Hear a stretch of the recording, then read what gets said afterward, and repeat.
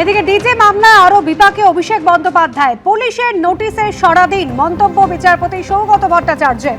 তদন্তে সহযোগিতা করবেন এই শর্তেই আদালত রক্ষা কবচ দিয়েছিল। শর্ত ভঙ্গ করে থাকলে আবেদন দাখিল করুন, রাজ্যকে বার্তা হাইকোর্টের। ডিজে মামলায় আরো বিপাকে পড়লেন তৃণমূল সাংসদ অভিষেক বন্দ্যোপাধ্যায়। পুলিশের নোটিশে সরা দিন মন্তব্য বিচারপতি সৌগত ভট্টাচার্যের। তদন্তে সহযোগিতা করবেন এই শর্তেই আদালতের রক্ষা কবচ ছিল। শর্ত ভঙ্গ করে থাকলে আবেদন দাখিল করুন, রাজ্যকে বার্তা হাইকোর্টে। কাল কণ্ঠস্বরে নমুনা দেওয়ার জন্য অভিষেক বন্দ্যোপাধ্যায়কে দ্বিতীয় নোটিশ নিম্ন আদালতের। শুক্রবার কলকাতা হাইকোর্টে মামলার পরবর্তী শুনানি রয়েছে। তার আগে ডিজে মামলায় আরো বিপাকে পড়লেন অভিষেক বন্দ্যোপাধ্যায়।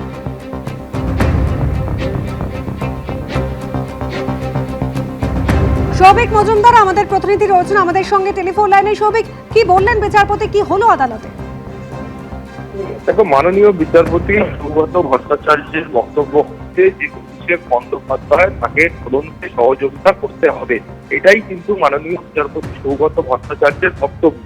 তুমি জানো যে অভিষেক বন্দ্যোপাধ্যায়ের তরফ থেকে তার আইনজীবীদের বক্তব্য ছিল যে তিনি কণ্ঠস্বরের নমুনা দিতে এই মুহূর্তে প্রস্তুত নন। তার কারণ তিনি স্বীকার করছেন এই কণ্ঠস্বর তার এই মুহূর্তে আলাদা করে নমুনা দেওয়ার কোন রকম প্রয়োজন নেই বলে তার আইনজীবীদের বক্তব্য।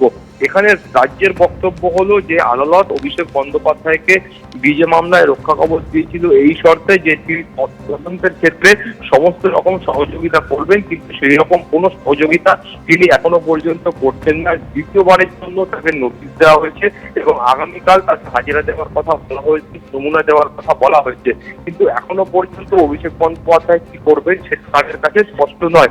এক্ষেত্রে কলকাতা হাইকোর্টের বক্তব্য হচ্ছে যে রাজ্য সরকার তারা আলাদা করে আবেদনপত্র দাখিল করছে।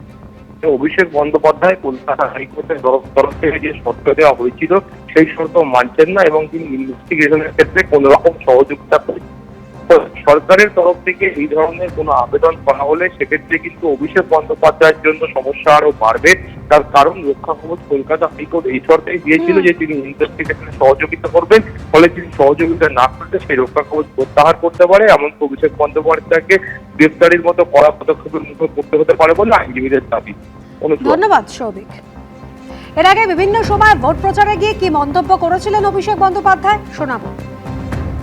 আমি অমিত শাহকে বলবো 4 তারিখ বাংলায় থাকবেন আপনি। যারা মানুষের প্রতি অবিচার করেছে, মানুষকে অপমানিত করেছে, তাদের জন্য এবার রবীন্দ্রসঙ্গীত না, এবার 4 তারিখ ডিজে বাজবে। তৈরি থাকো। এবিপি আনন্দ, এগিয়ে থাকে, এগিয়ে রাখে।